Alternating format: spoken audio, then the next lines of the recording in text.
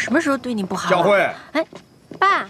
哦，这个是我的同事，叫张玲，也是我很好的姐妹。小张你好，白叔。到家里坐坐吧。哦，不了，那我就先回去了。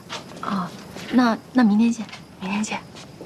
小张，有时间来玩。好，慢点啊。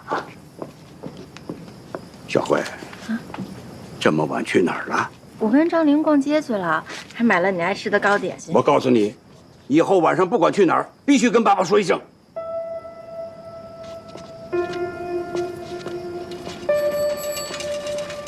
哪来的脾气啊？我说倩倩她怎么昨天没来啊？不知道，是不是家里出什么事儿？哎，我上次听她说好像是，最近妈妈身体不太好，应该挺严重的。明天咱们俩去看看行啊？喂，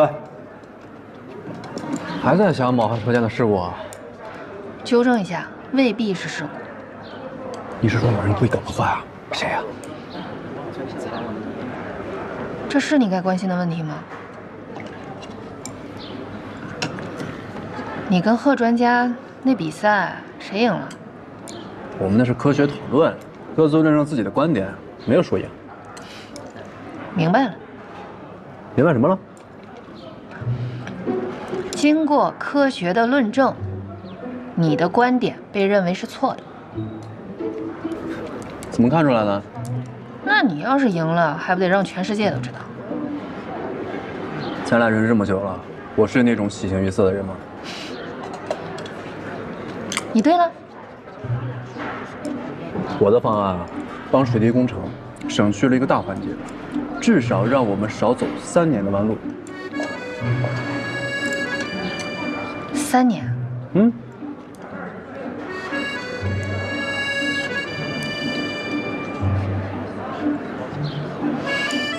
笑什么呀？又笑又笑。我之前到香港接你的时候，本来想的就是赶紧完成任务，没想到你还挺厉害的。如果真的像你说的，真的能帮我们省下3年的时间，那这得给国家省下多少人力、物力、财力啊！我觉得之前在你这儿受的委屈都一笔勾销了，值了。哎，合着你现在觉得不值呗？你自己想想，你之前对我什么样？那一天天较劲，不是我说你，但现在不一样了。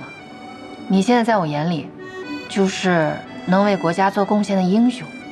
我觉得你现在身上散发的那种光芒，已经完全掩盖了你那一大堆的缺点，还有点让人崇拜。这是夸我还是损我呀？我怎么听这么假呢？假吗？啊？我说真的，之前我觉得你是被老虎追着打的人，现在觉得你是打老虎的武松。行啊，我可喝不来18碗酒。我认真的。知道。小慧，哎呀，怎么当上护士长了？不跟我们一块吃饭了？我哪有？你别瞎说。啊？你当护士长了？你小点声，我都不知道他们能选我当护士长，我就是赶鸭子上架的。正好你们俩在这儿，帮我想想这护士长该怎么当呀？这还不简单？以前怎么被人管了，现在就怎么管别人。领导在你眼中的不足之处，就是你要引以为戒的地方。这还不懂？不是，我觉得葛云姐对我挺好。小慧，张扬说的对，以前你什么样，现在就还什么样。我觉得这个护士长没有人比你更合适。你们俩刚才笑什么呢？笑他是打虎的英雄。你能换个词儿吗？我说的不对吗？你用一支笔帮国家水利工程省了3年的时间，这还不厉害？真的？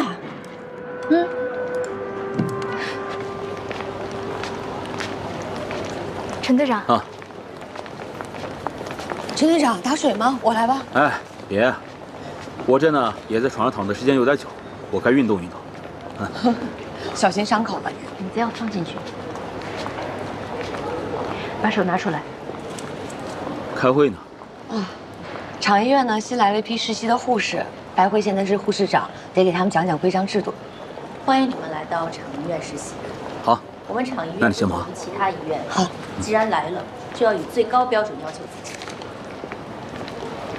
我希望你们能铭记护士誓言，以后你们每2人一组，跟老护士学习。实习期间严格考核制度，任何一处错误扣你们10分，带组老护士扣5分，包括我在内。都听明白了吗？明白了。好，解散。扣那么多分。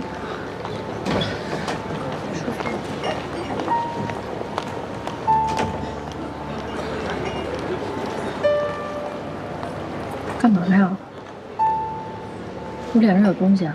你这护士长当的这么严厉，我都不认识你了。就你能笑话我？我哪敢笑话你呀？一下子来这么多人，我不严厉一点，以后怎么管理啊？那我们还是不是好姐妹了？不是，哦，傻丫头，不是姐妹是什么呀？干活去。那你得跟我好啊。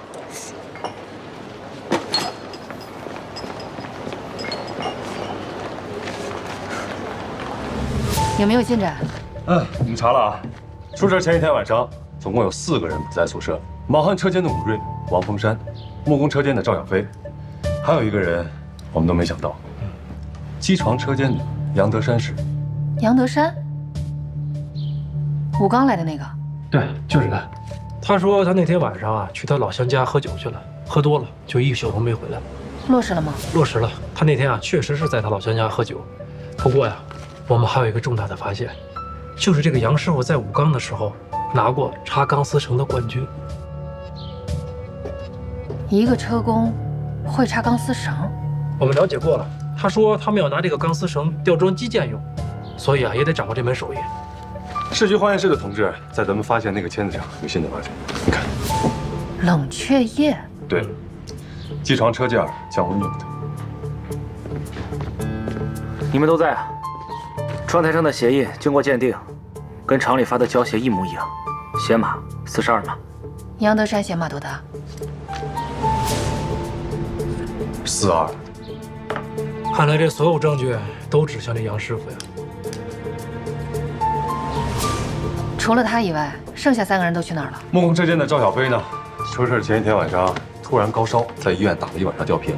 武瑞和汪峰山是马汉车间的，我怕打草惊蛇，就还没问。红梅，你打算怎么处理？既然线索都摆在这儿了，查。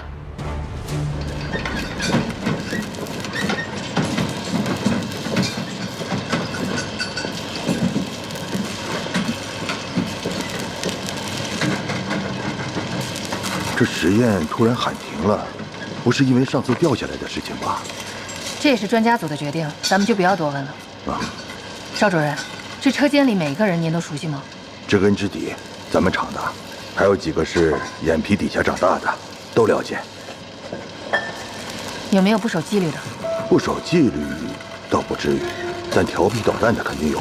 我们卯汉车间年轻人多，正是精力旺盛的时候，你让他们安安静静的，不太可能。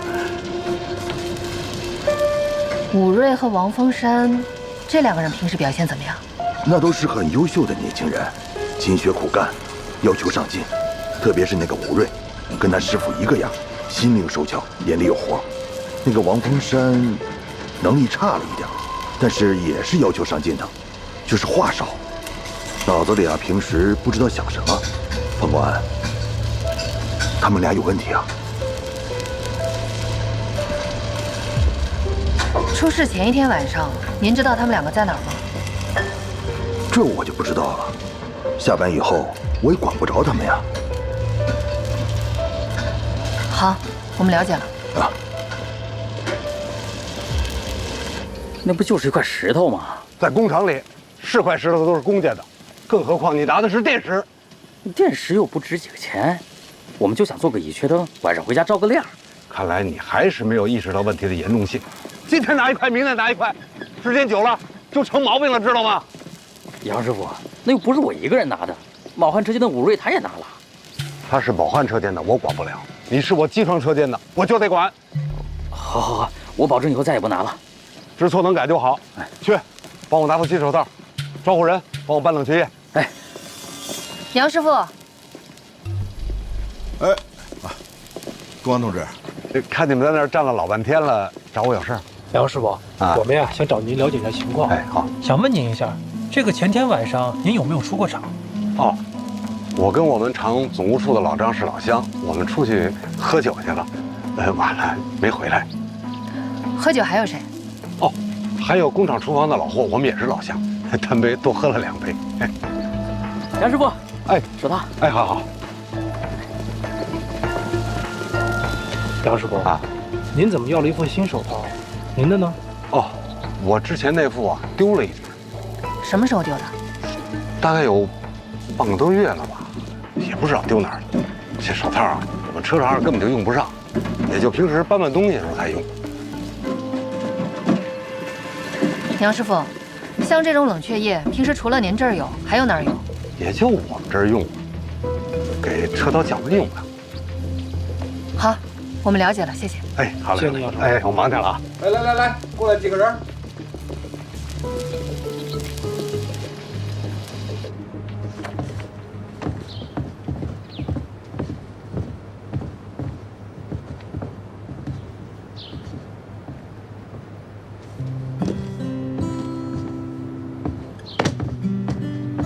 哎，裴章，这席文怎么一天都没来？从我认识他到现在这么久啊，席文还从来没有受到过那么大的打击呢。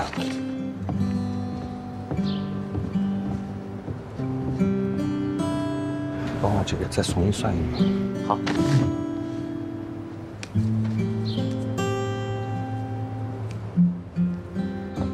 你快点，希文，干什么呀？真的，他算不出来，快，他算不出来了。什么算不出来啊？丹阳不是在这儿吗？席文，这道题啊，还只有你能算出来。是吗？来，你看，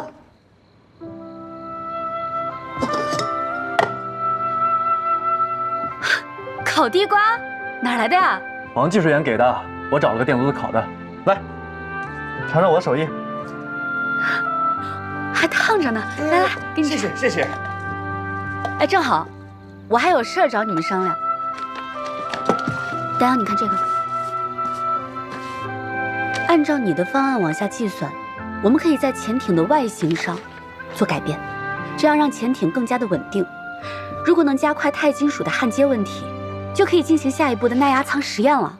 那如果现有的结果能够得到一一验证的话，我们水利工程的时间将大大缩短啊！对，席文，你这2天把自己关在屋里，就要算这个？不然呢？我们都以为你受打击了呢。我不至于这么脆弱。作为一名科学人员，我能连这点战胜失败的心都没有吗？说得好。丹阳为我们做出了这么重要的计算结果，为我们节省了3年的时间。我要不向他学习，反而消沉的话，这太不称职了。说得好，我提议咱们为季丹阳同志鼓掌。别！大家，其实我真正应该感谢的是你们。我一直觉得，我一个算数学的，跟潜艇实在是沾不上关系，所以始终感觉融入不了大家，有些孤单，甚至有些失落，而且找不到方向。直到这一次，我不仅觉得我融入进来了，而且很荣幸、很庆幸，成为了你们其中的一员。真的，非常感谢大家。那为咱们鼓掌。好。葛主任说，夹板虽然拆了，但你这手臂还是不能干重活。没事儿，我年轻，我是革命的工人，得抓紧工作。师傅说过，车间呢就是工人的战场，轻伤不下火线。再说了，我也不能让师傅一个人忙。副部长，3点小会议室开会，别忘了啊。知道了。护士长，怎么了？你前2天还是护士，现在就是护士长了。这么年轻又这么优秀，我得向你学习啊！护士长一定要年龄大吗？大工匠可是要熬年头的，你们不需要吗？你跟你师傅学多久了？我跟我师傅就是学一辈子，我也学不下来他的本事。所以现在来看，杨德山的嫌疑最大。当然了，这武瑞和王峰山也都说不清楚。如果真的是敌特破坏，目光不能放在他们3个人身上，也许敌人正是利用他们不在的关键。啊，武瑞的师傅牛佩仙现在做什么工作？好像是在忙什么钛合金焊接的事儿。那杨师傅呢？正带着工人们在车间里热火朝天的工作呢。钢尖上的冷却液有方向了吗？还在查，目前为止还不能断定就是杨德山所为。红梅啊，像牛师傅和杨师傅这种大工匠，我们一定得注意保护。所以你在调查的时候呢，一定不能影响到他们的工作情绪，更不能影响工人的积极性。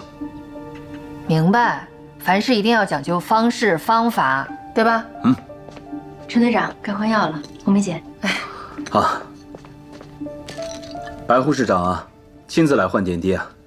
什么长不长的，都是一样的工作。队长，红梅，武瑞出场了。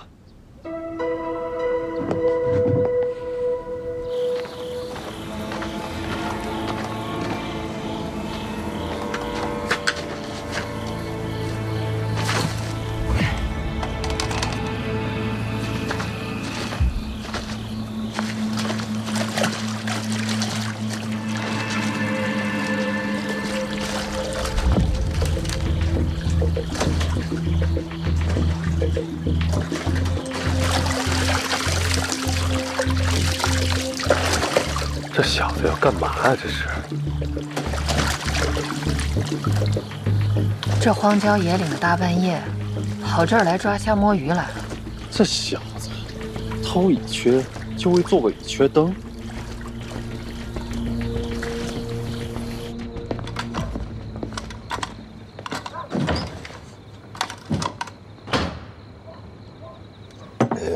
我去河边啊，就是去捞一些鱼虾，给师傅做虾酱。他在海边长大，食堂的东西有点吃不惯，我心疼他，他也好这口。你知不知道，乙炔有很大的危害性，这能随便偷？哎，关同志，这可不敢叫偷啊！乙炔在我们卯焊车间不算什么稀罕东西，门口就有，随便拿。之前在别的工厂，就是用它做乙炔灯，就是为了晚上照个亮，比手电强，省电池。你们车间发生事故的前一天，你不在宿舍？哎，我也是去捞虾去了。这个虾酱需要很多虾。你胳膊还没好，就下水啊？哎，革命工人嘛，这点小伤不算什么。我是急着孝敬师傅。看不出来，手还挺巧。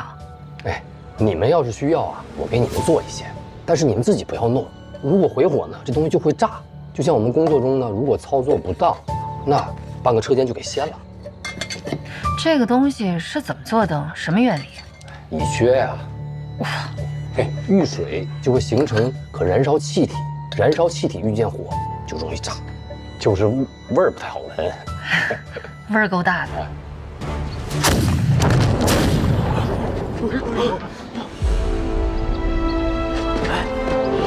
吴瑞，小心哑炮！我们的炸药就一响。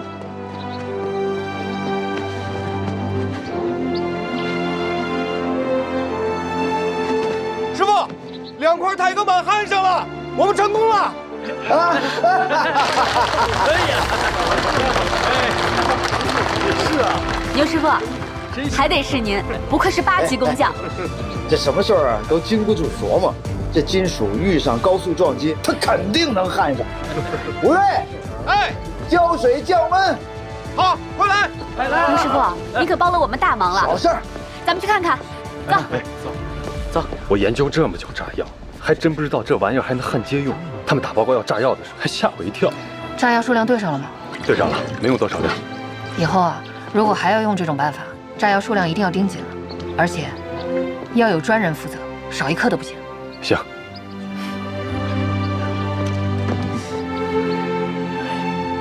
多亏了牛师傅，你相当用爆炸的方式焊接上，解决了我们的大麻烦。有了这关键的这一步啊，我们下一步就可以进行密封舱的实验了。哎，主播，密封舱是不是要过一遍实验水池了？密封舱是要模拟深海水压的环境，是艇体耐压的强度和密封性能的测试。咱们要进行的是陆地上的综合实验，所以我要亲自下舱。亲自进舱？主播，第一次就有人员亲自进舱，不行，危险系数太高了，不能用小动物代替吗？小动物又看不懂压力表，咱们没有那么多时间了。所以啊，这是关键的一步，你计算的数据绝对不能出现差错。是，保证完成任务。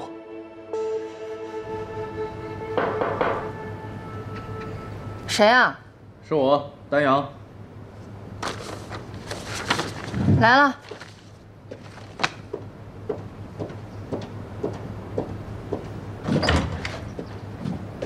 什么事儿啊？哎，陈队长。哎，行，进来。好。哎呦，干净了不少嘛，这才是一个女孩子该有的宿舍的样子嘛。你不会又来检查房间的吧？没有。手里拿的什么呀？没什么呀。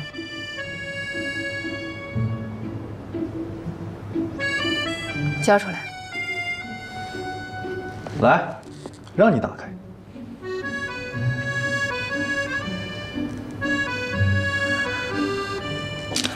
哎呦！你怎么也有一串？白慧给的？想哪儿去了？我特意找车间的牛师傅给你做了一串。这我可不能收。这个对水滴工程非常重要，这石头里面含有钛元素，万一要是耽误了实验，我可担不起啊。我们现在有很多钛金属，不差你这一点儿。这可是我第一次送你礼物，你好好带着。答应你的事情，我就一定会做到。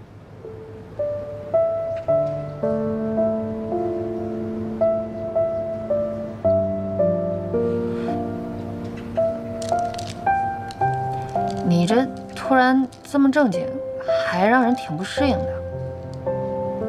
哎，这跟你有什么关系？这人白慧送我的，你这顶多叫完璧归赵，差点被你绕进去。那我再送你点别的。什么呀？没想好呢。回去想去。啊什么啊？我让你回去想去，想一想，好好想想。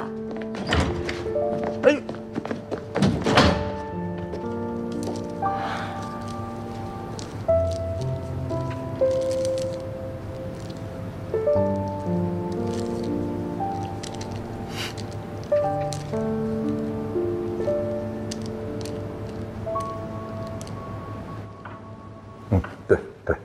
我知道。是，胡秘书长。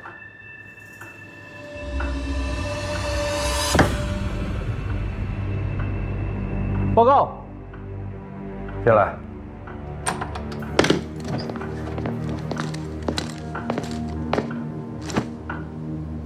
主任，月下杀了安文山。您知道了。刚刚接到海外消息，安文山一直不肯配合，叶霞等人试图去盗取资料，被发现了，情急之下杀了他，已经伪造成意外的假象。让叶霞赶快回香港吧，千万不要再引起不必要的纠纷。是。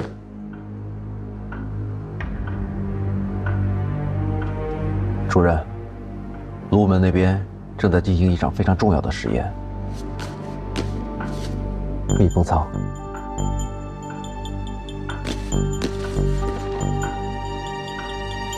他们都进展到这一步。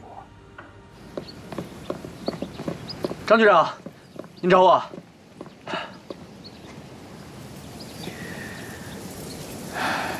丹阳，虽然难以张口，但我还是得告诉你这个噩耗。你师兄安文山在国外因煤气意外身亡。啊？其实我们一直在打探他的近况，通过爱国华侨，我们知道了他的消息，但是我们判断那个应该不是个意外，凶手应该是在香港阻拦你回国的叶霞。如果这真的是敌人的阴谋的话，那足以证明他们有多么的丧心病狂。丹阳，我希望你能够继承他的志向，全身心地投入到水滴工程当中去。我觉得，只有水滴工程成功，才是对他最好的告慰。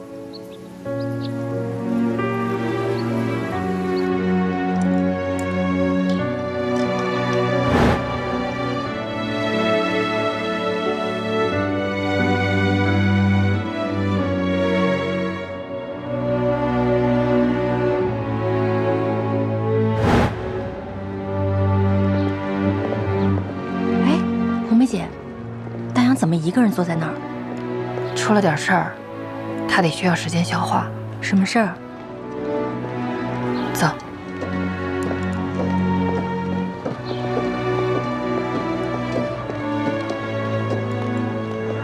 丹阳，哎，季丹阳，你怎么不吃饭呀？我跟你说啊，不管发生任何事，饭必须要吃。人是铁，饭是钢，不能饿着自己，听见没有？丹阳。虽然我不知道发生什么事，但是不吃饭身体会坏的。丹阳，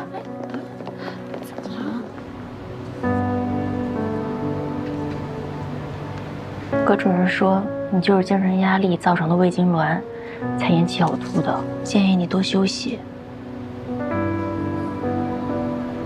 打完了，那我回去了。你要不要在这儿休息一会儿？其实我倒是建议你应该住院，放下工作，别胡思乱想，这样我还能专心照顾你。啊，不用了，谢谢。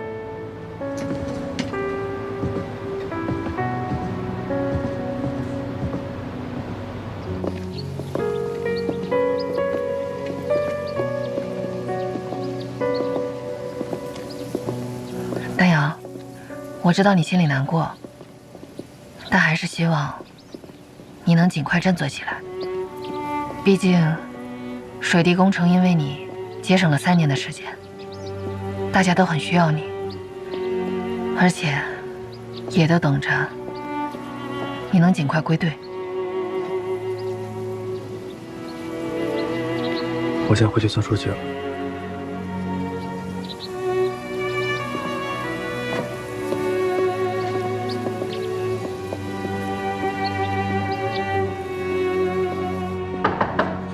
丹阳，丹阳是不是没在里边啊？他一直在里面，他是因为安文山，我能理解，我担心。别敲了，进来吧。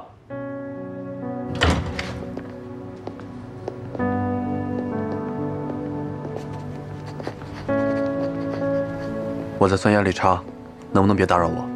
你还是去办公室算吧，这样我们也好帮你。不用，我快算完了，不用担心我。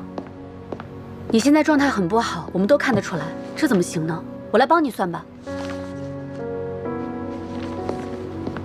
数学上的事，你还信不过我？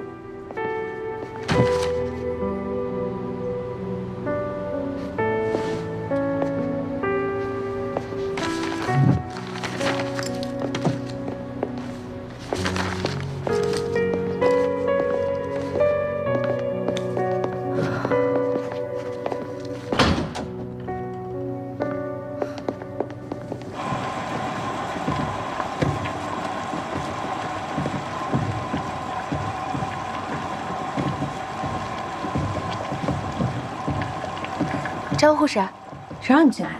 今天轮到我打扫卫生。你没有看到炉子上正在熬药吗？我看到了，所以我很小心的在打扫。我告诉过你们，护士长煎药的时候，任何人都不准进来这里。你没长脑子吗？对不起，我不知道。把药倒了啊，倒了。怎么回事？大老远就听见你又在那吼的，又怎么了？珊珊，这马彩霞是你的实习生吧？你没有告诉过他们，我们护士长煎药的时候，任何人都不许进煎药室。杜芳的事情你们都忘了吗？楚宫的药都煎完了。规矩就是规矩，咱们是普通医院吗？白慧，行了，别吵了。这是给专家的药，所以必须谨慎，这是规矩。马彩霞，你把药倒了，我重煎。长点记性。慢点啊。白慧，你至于吗？珊珊，别的事儿都好说，但这是给季专家的药，我真的不想杜芳的事儿再发生第二次。听见没有，珊珊？还有啊，咱们几个熟，叫白慧也就算了，可是当着实习生的面，你是不是要叫声护士长啊？烦人！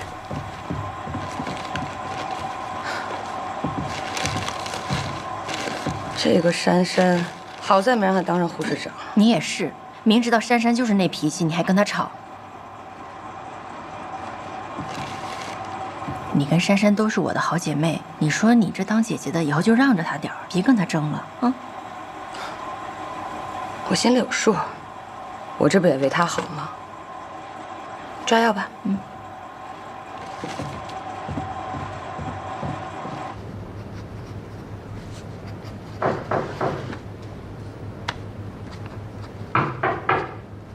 谁啊？进！我说了我没事。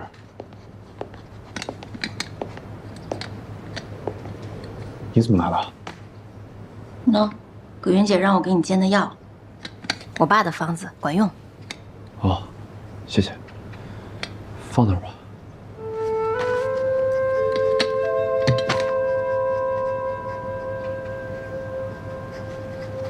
你多久没休息了？没事儿，马上算完了。你这样，我跟红梅姐都很难受。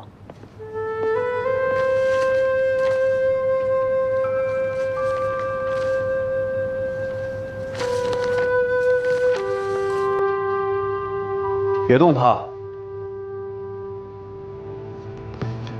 我建议你先把它们收起来，看着这些，你的心情怎么会好？这是我的事。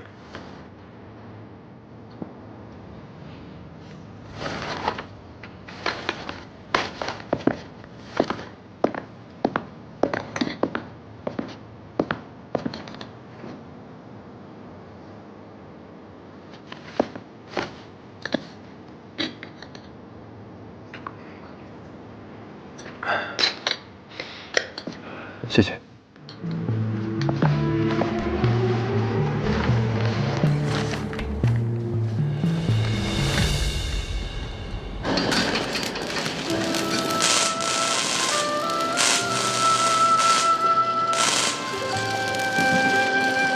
汉条，汉条，汉条，汉条，武瑞，来，我说你胳膊折了，腿也折了，让你拿个汉条，你磨磨唧唧的，你脚踩着棉花了。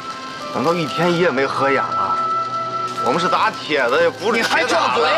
我看你就是懒驴不上磨，你欠抽，你抽啊可以，小心你血压。你少气点我就好了。那，哎，哟，哎呀，真不错，哎，真好。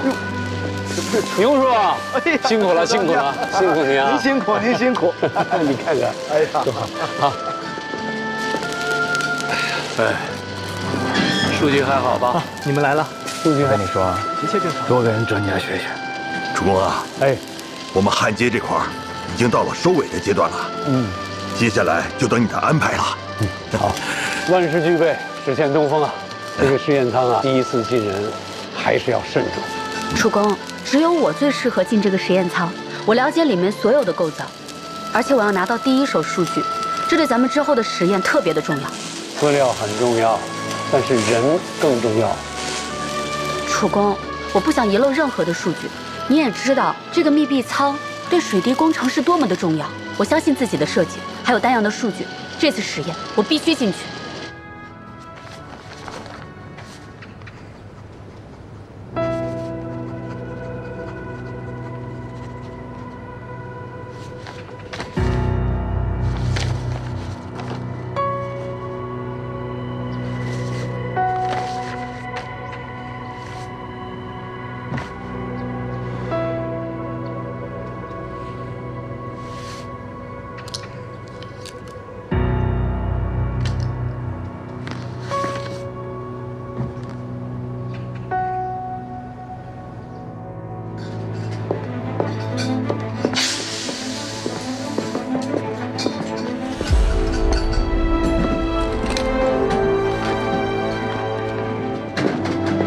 百惠，哎，红梅姐，你们也都在这儿了。上午接到通知说让我们也来参与，应该用不上我们吧？哎，用上了那就是事故了，别乌鸦嘴啊！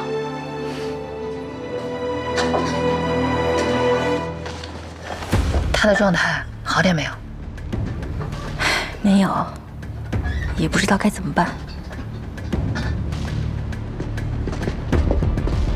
师傅，你说这东西只能钻进去一个人，潜艇的内舱就这么大点儿？就你问题多，把该干的事儿干好了，比什么都强。我就是好奇啊，什么时候能见到真正的潜艇啊？那才是一个大愿望。同志们辛苦了，出工了，鼓掌！辛苦了，同志们，同志们辛苦了。报告主公，实验舱检查完毕，可以随时开始实验了。好，开始之前我先说两句，同志们，潜艇长时间在水下工作，我们的实验舱就是要创造一个让艇员在地面气候下的生存环境。如果这个实验要是成功，我们的水滴工程就会向前大大的进了一步。感谢你们，感谢工人师傅，你们发扬了不怕困难、勇于拼搏的科研精神，在这么短的时间里就建成了这个实验舱。谢谢大家，谢谢。主公，我们首先要感谢丹阳的海量数据，还有牛师傅他们。如果没有他们，我们的密闭舱也不会这么快建立在这儿。感谢牛师傅，感谢牛师傅，辛苦了，辛苦了，谢谢牛师傅，辛苦了。主公，我是觉得这个舱有些狭小，只能进一个人。我觉得我体力比较好，让我进去吧。主公，我最熟悉实验舱内的操作，还是我来吧。算了，还是我来吧。密封舱的数据都是我算的，让我来试试吧，主公。大家听我说，舱内空间狭小，还是让我进去吧。我设计的密封舱我比较了解，你们在外面监测数据。西北你，主公。媳妇儿啊，那就辛苦你了，一切要小心，一旦遇到危险，马上按警示铃。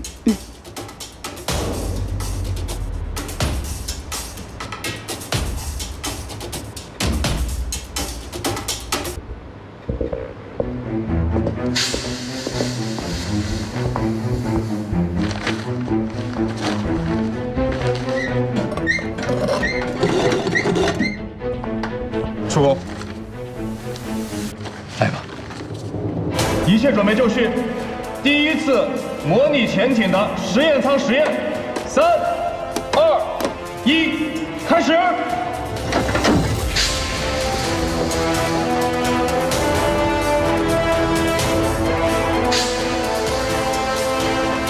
舱内压力正常，氧气装置正常，舱内可以正常呼吸。如果想到咱们的潜艇官兵在这么狭小的空间里待上1个月，甚至更长时间，想想这滋味就不好受啊。所以啊，我们的科研人员就是要为他们创造一个舒适的环境。顾姐，哎，多长时间了？实验开始计时到现在已经11分钟了。如果空气控制系统没问题，那它能够坚持1个半小时。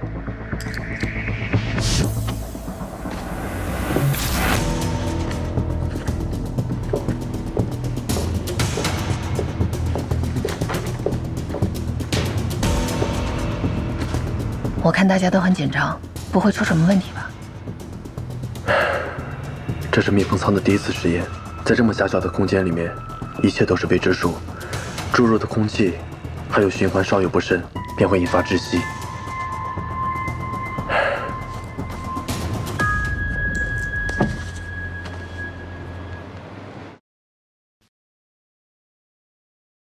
注入的空气还有循环稍有不慎，便会引发窒息。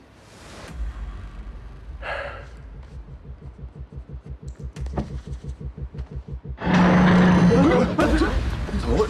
什么事？什么事？你听到了吗？什么声音啊？主公，什么声音啊？喜儿，刚才还好好的，没事吧？啊，媳妇儿啊，你感觉怎么样？媳妇儿，舱内一切正常，我正在排查刚才的异响。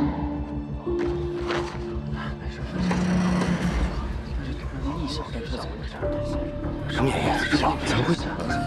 不知道，看人专家怎么说。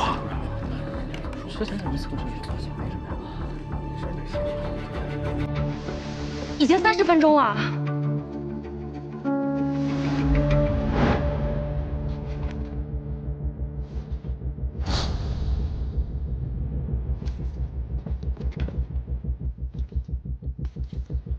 媳妇儿，你们看媳妇儿，你们看这怎么了？媳妇儿，媳妇儿，我看你脸色非常不好，你还能坚持吗？感觉怎么样？媳妇儿。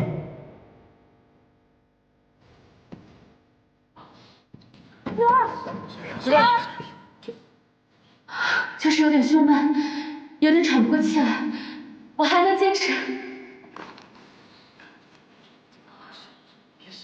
好像喘不上气儿了。这身体，主公，我看媳妇坚持不了多久了，咱们要不要终止实验？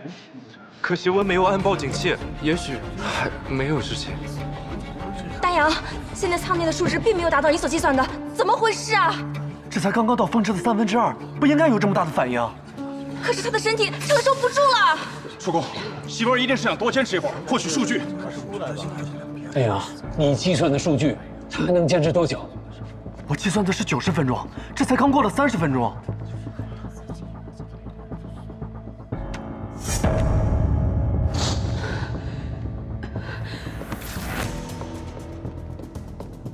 媳妇儿，看一下。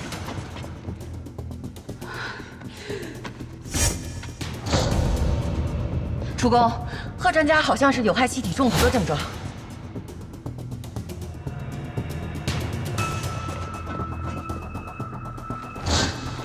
终止实验，打开舱门，医护人员，快！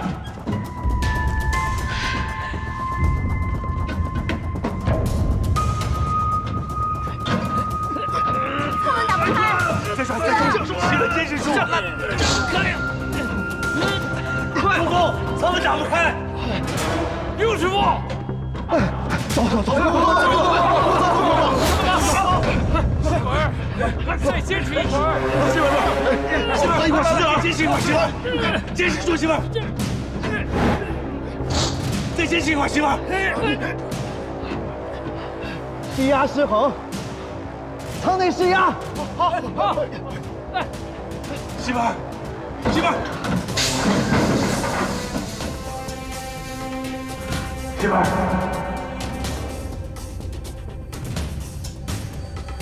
快把人抬出去，媳妇，你没事吧？贺队长，媳妇，贺站长，快！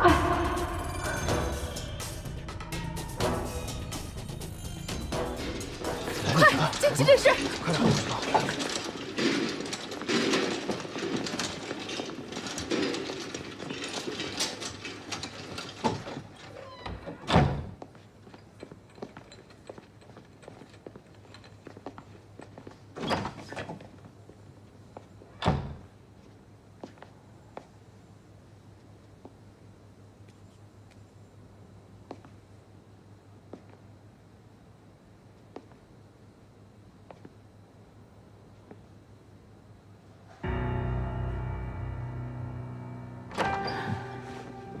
高主任，贺秀儿同志怎么样了？主公别担心，贺专家已经脱离生命危险了。那也就是说没事了？现在还不能这么下定论，主要是他吸入了大量的有毒气体，不排除会有后遗症。现在要留院观察。那他人醒了没有啊？他暂时还没有醒，不过你们别担心，他现在各项生命体征都正常。再给我们一点时间，我们会尽力的。谢谢了。不客气。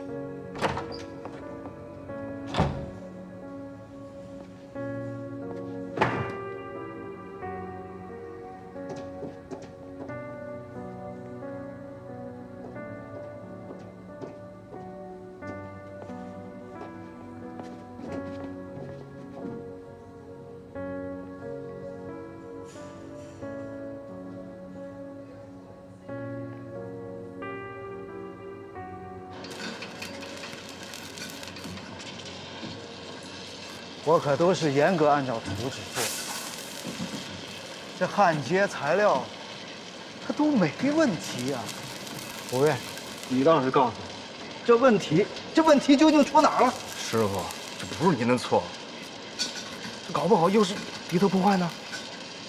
师傅，要不然这样，咱俩别在工厂待了，咱们走吧，这责任咱担不起。吴瑞，你小子别胡说八道。那你说这是为什么出这个情况？你问我，我问谁啊？再仔细看看。实验失败了，牛师傅很难受，从来没见过他这样，霜打的茄子似的。别说牛师傅了，现在贺专家还在医院躺着呢，搁谁心里都不好受。谁让你出院的？陈队长身体要紧。现在战场的冲锋号都已经吹响了，我怎么能躲在战壕里养伤呢？你的身体如果出问题，我可担不起责任啊！你快回去。夏院长都说了，我没问题。你担心什么呀？走，去现场看看。队长，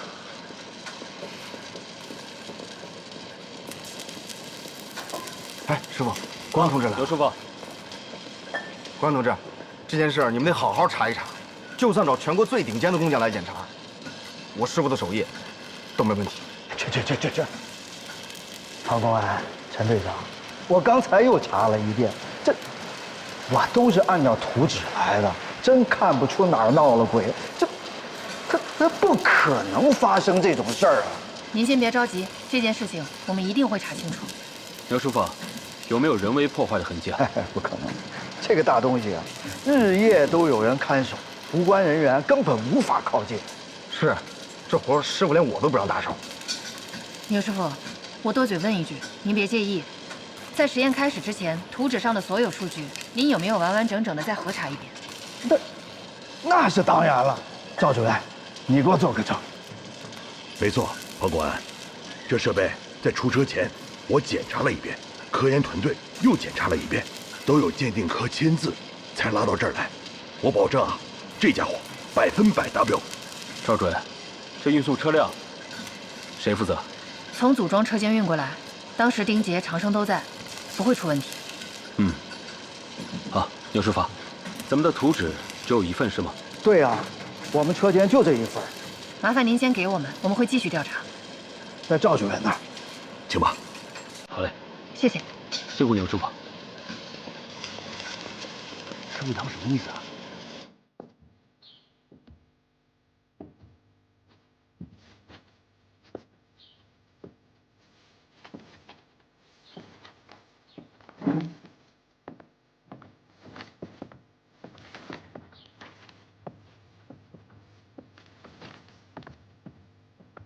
主公，您最近都没怎么休息，要不要歇会儿？到底怎么回事还没弄清楚，我怎么歇啊？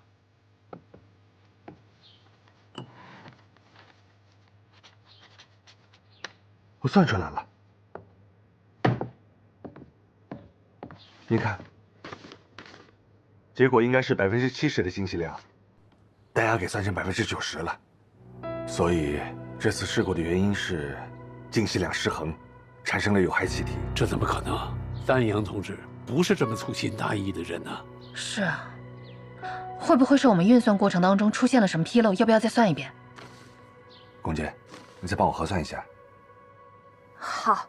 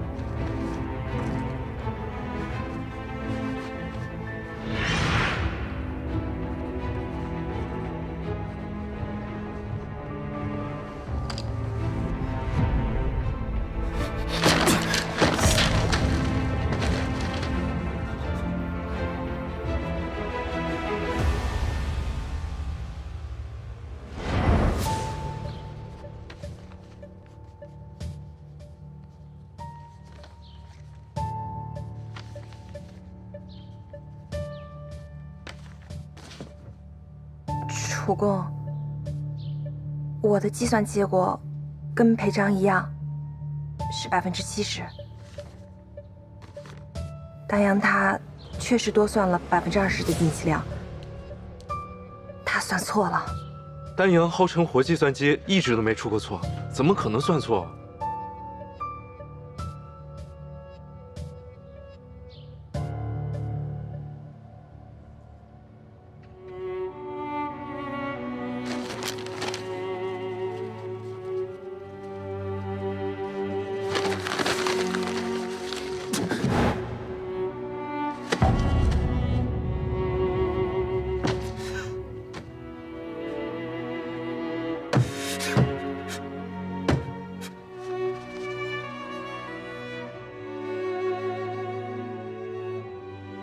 看好这儿啊！好。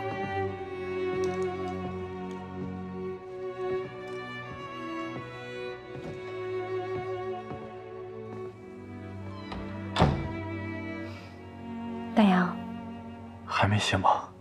晚上省城的医疗专家就到了，你别担心，至少他现在体征一切正常。都怨我。怎么会怨你呢？你别多想啊。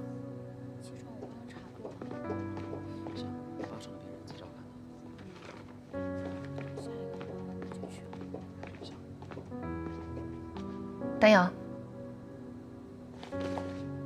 红梅姐，我们需要你配合协助调查。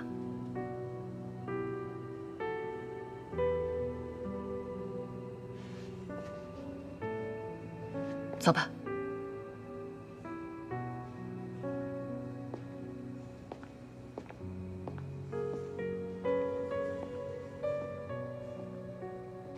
丹阳，这个是楚工和专家组的计算结果，这是你的计算结果，其中，在进气量的数值上，你的结果是90%，跟大家的不一样。你再看看。我重新算了一遍，是我算错了。丹阳，我们跟楚工讨论过了，这个计算公式并不太复杂，你怎么会算错呢？我不知道。我真的不知道为什么会算错。丹阳，你想一想，有没有其他人接触过？我说了是我的错，有什么后果我自己承担。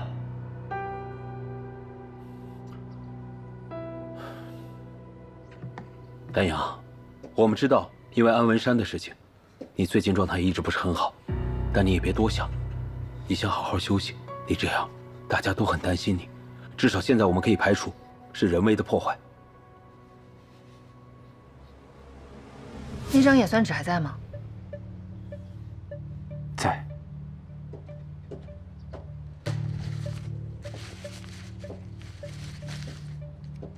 帮我指一下，哪一步是错的？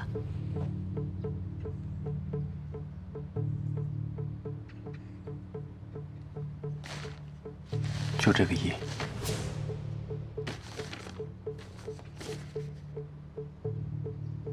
计算之后没有再复核吗？这就是我复核之后的结果。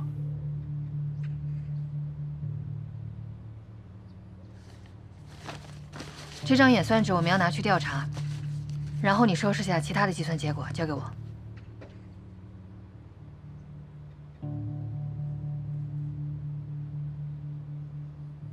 实验舱实验失败的原因已经查明，是因为季丹阳同志运算错误所造成的。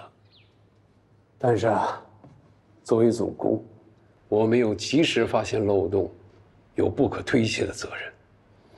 请上报，我对我的处分是记大过一次。季丹阳同志由于运算错误造成试验失败，对他的处分是暂停水滴工程的一切工作。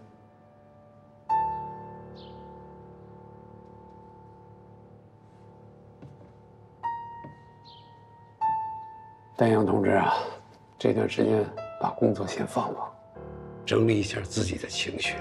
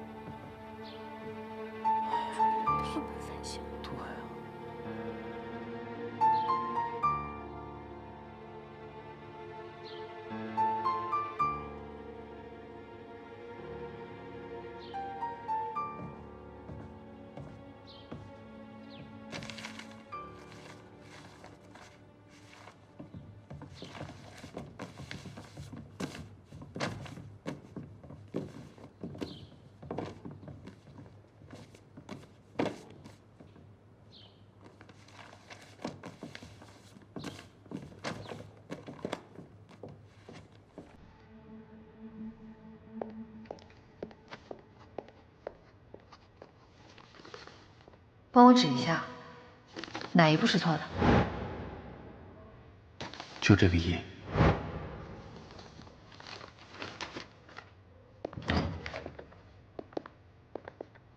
队长，看半天了。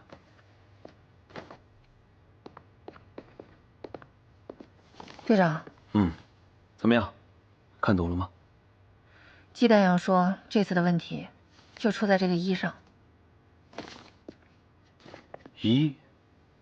那这是多写了个数字，还是写错了？我也不懂。他说是系数问题，而且这纸已经被揉成这样了，更多的也很难判断。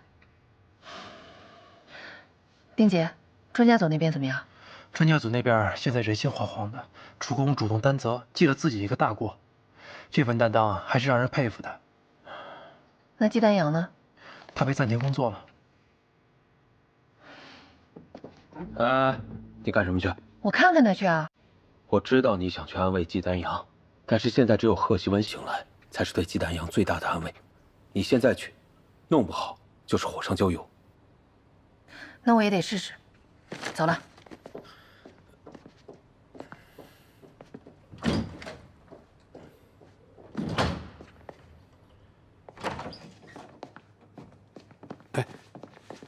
怎么样，院长？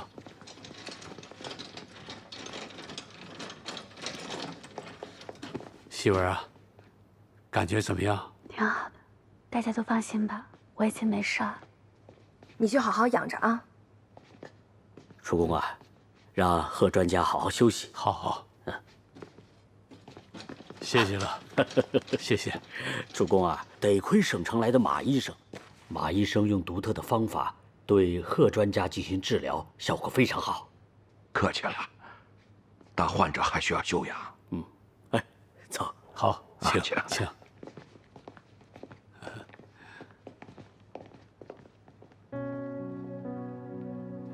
你看，徐文姐都醒了，没事了。丹阳，你别太自责了，事情都过去了，你还有自己的事情要做。没事就好，没事就好。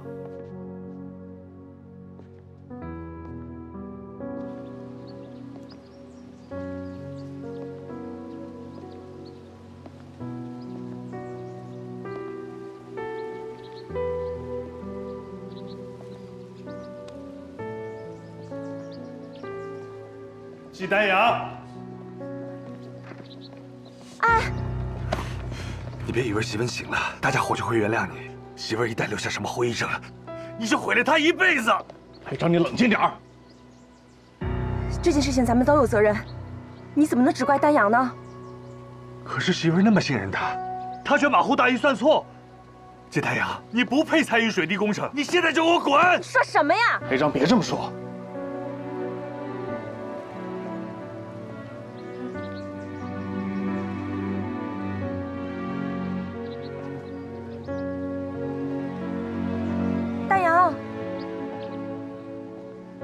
李培章，他心里够不好受了，你干嘛呀？你这是？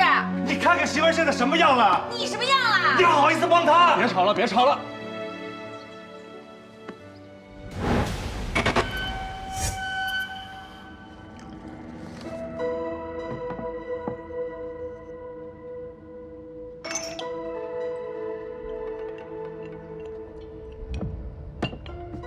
队长，你这也看半天了，你看懂了吗？这张演算纸都有谁接触过？查了没？季专家最近一直都在宿舍待着，除了跟专家们讨论过以外，没接触过别的人了。在宿舍待着，那外人也很难接触。哎，对了，我听说白慧给季专家送过药，对吗？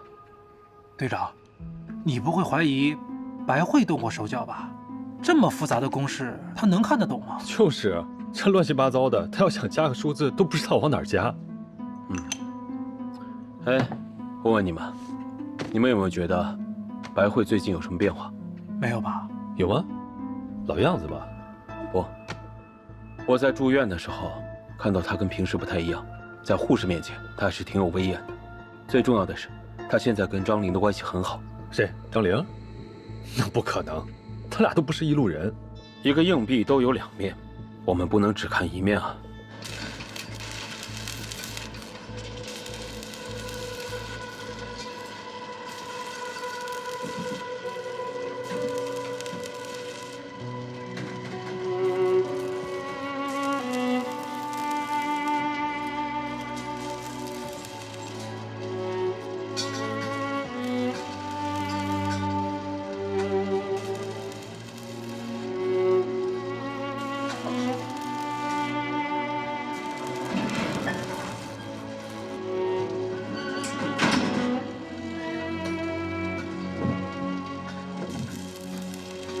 师傅，你是我们没日没夜的好好干，专家的笔头一转弯，得，我们白干了，还得让我们翻来覆去检查这个大铁壳子，该着咱们什么事儿啊？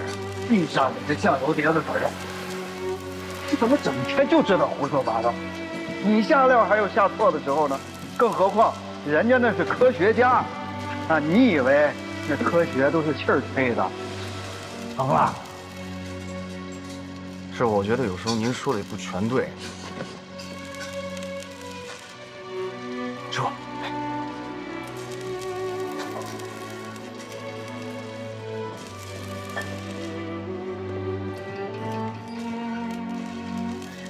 季专家，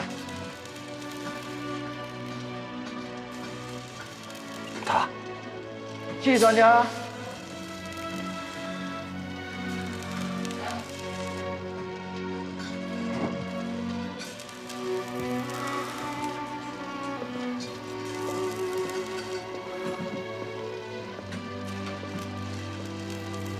季专家说刺交，不查，一样一样的查，到底是不是我们的问题？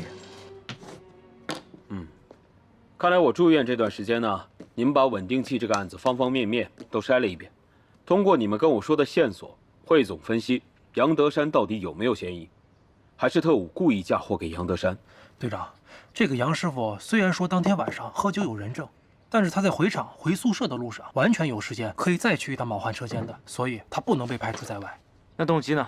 这特务搞破坏需要什么动机呢？不是，他喝了1斤呢，他喝了1斤白的，他不迷糊吗？有些人呢，他天生就能喝酒，而且不排除他是受过专门训练的呀。不是，那也不能那么巧吧？那谁来指挥他？他怎么接收信号？这些我们都没有证据，所以才要去查嘛。好，我就喜欢这股唇枪舌战的氛围啊。红梅，说说你的意见。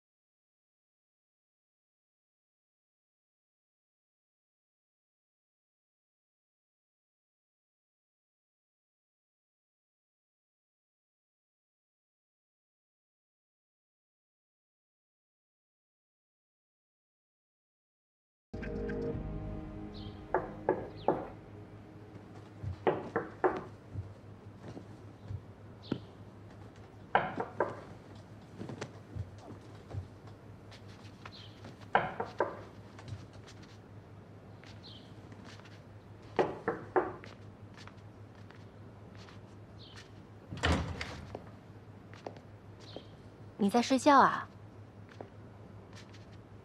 该吃药了。我来给你送药。放那儿吧。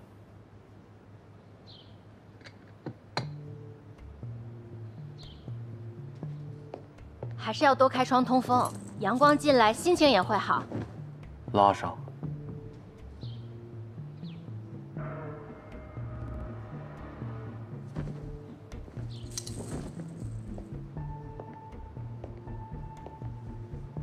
酒窝伤气，要不我陪你出去转转吧？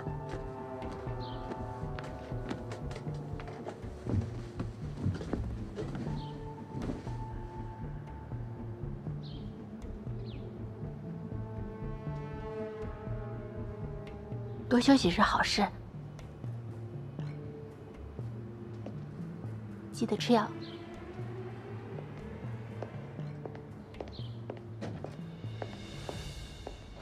白慧，红梅姐，你这2天给丹阳送药，觉得他状态怎么样？不好，很不好，我觉得比以前更差了。什么也没做，好像一直在睡觉。我想进去把他窗帘拉开，他都不让。再这么下去，他的身体肯定吃不消，得赶紧想个办法让他振作起来。我是真的不知道该怎么办了，我都不知道给他熬的中药他吃没吃。不行，丹阳，丹阳，季丹阳，你在吗？季丹阳，是我。季丹阳，季丹阳，你又来干什么呀？吓死我了！我还以为你出什么事儿了。过来把饭吃了。药怎么没吃啊？不想吃。你看看，大白天的拉什么窗帘啊？快起来，趁着饭还热乎着啊！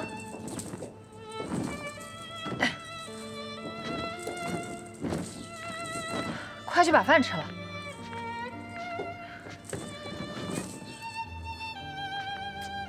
不是你跟我说的吗？这阳光啊，一定要好，在这屋里人的心情才会好，是吧？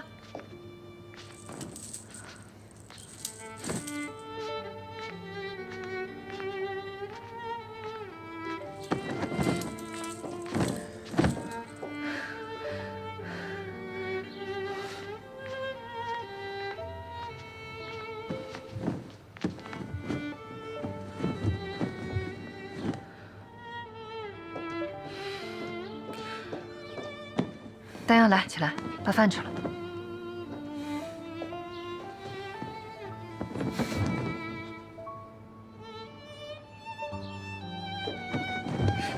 季丹阳，干嘛呀？你干嘛呀？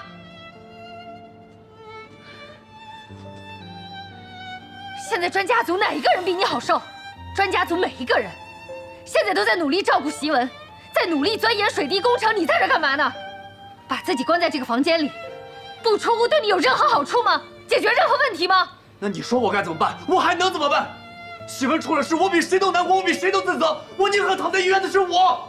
那你就像个男人一样，跟大家并肩战斗。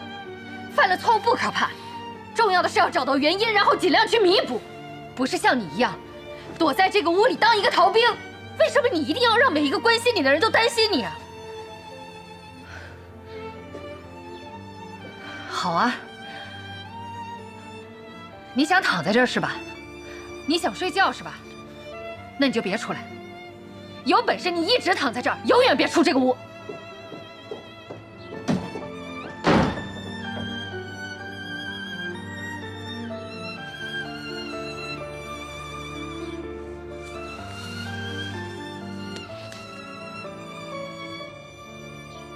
吃个大橘子，可甜了。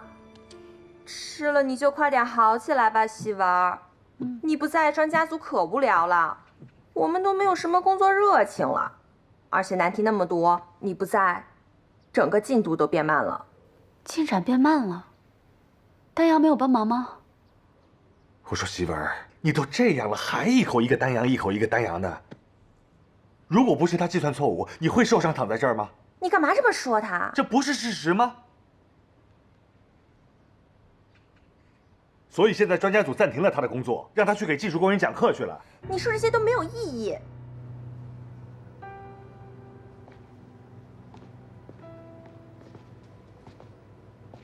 这谁的决定？是不是有点太严厉了？既然都说到这儿了，这是楚公的决定。楚公也是担心季丹阳，你出事以后啊，季丹阳的状态啊确实很差，所以也是想让他冷静冷静嘛。这个事儿不能怪季丹阳，他给我的计算结果是我没有仔细检查的。这事儿不怪他，都怪我。他现在人在哪儿呢？我要见他。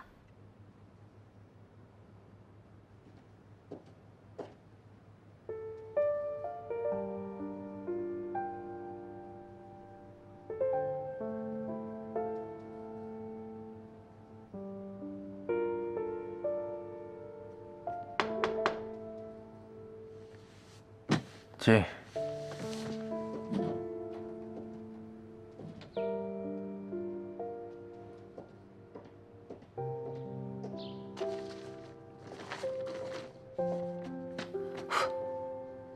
还没骂够？我是来道歉的，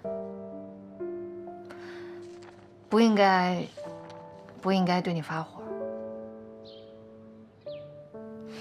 对不起啊。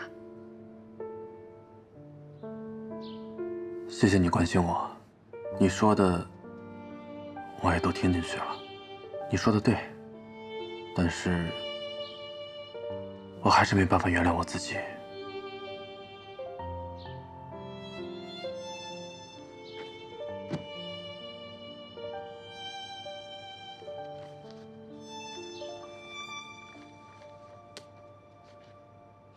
我觉得季专家倒不像是身体的生病，而是心理的疾病。一开始，由于安文山的过世，季专家伤心过度，心理极端压抑。他是精神状态导致身体的问题，就是一种忧郁的状态，整个人持续低迷消沉。这种病也叫做忧郁症，这只是医学史上的一种说法。当然了，其实我们每一个人都有可能会得这种病，而且这种病情严重的时候，病患会有很多极端的行为。什么极端行为？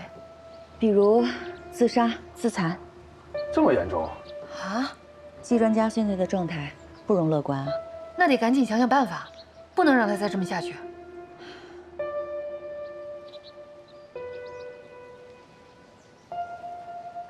想什么呢，小慧？你有办法？不知道，我想想。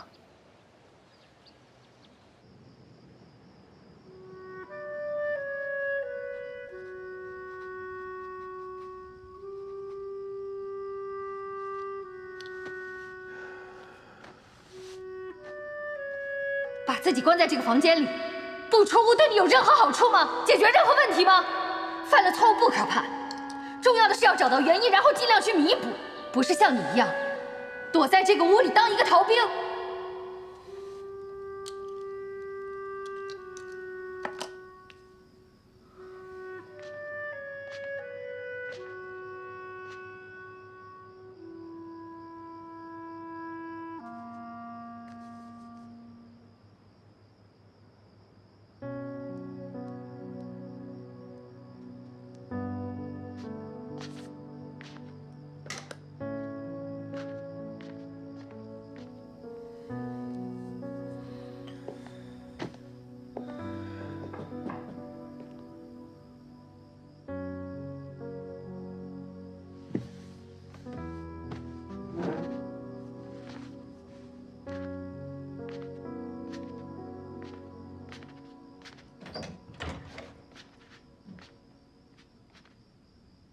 我今晚刚下班，担心你就过来看看，刚好看你灯还亮着，就知道你没睡。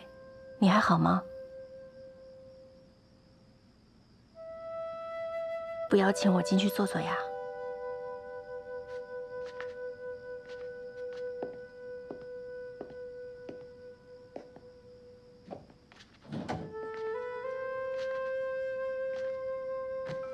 这么晚了还在算题，你又不是睡了？你怎么没喝药？哎，你别喝了，都凉了，伤胃。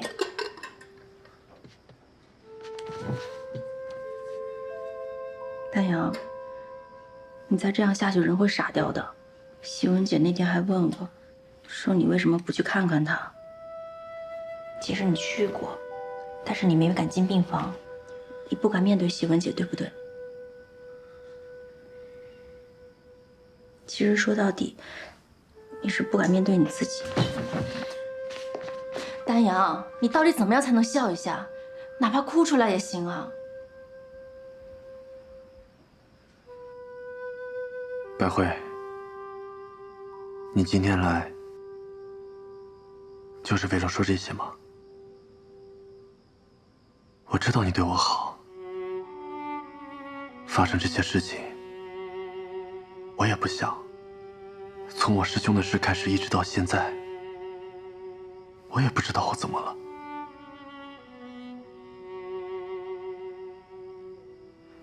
你就让我一个人静静吧。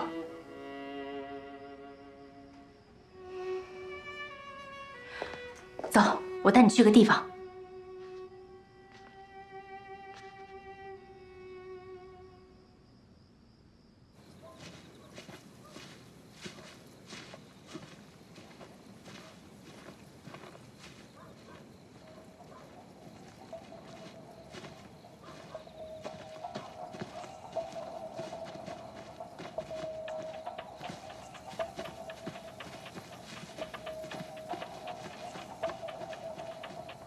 到这儿干嘛？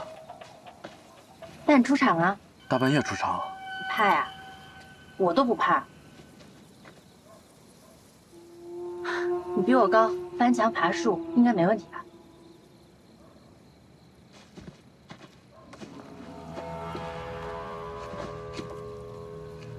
来呀，等什么呢？快点啊，一会儿有人来了。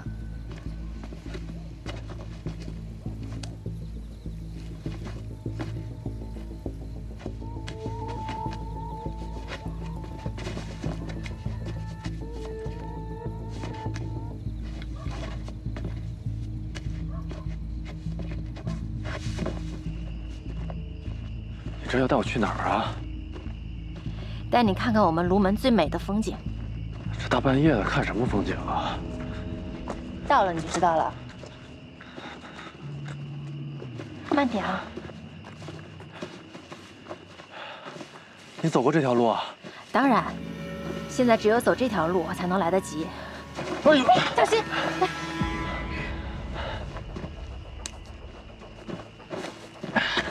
拿这儿，小心脚下。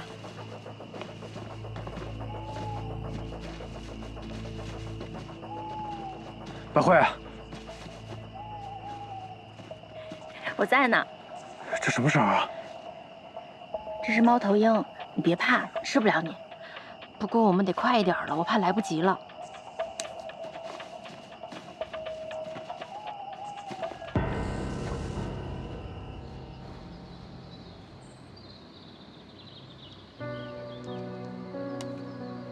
之前你在西北角掉了下去，这次我想带你重新爬起来。我以前不开心的时候就想来这儿看日出，平时不注意，太阳好像瞬间就会升起来。可当你注意它的时候，等待的时间就会很漫长。那个时候你就会想很多很多，好像把一辈子不开心的都想完了。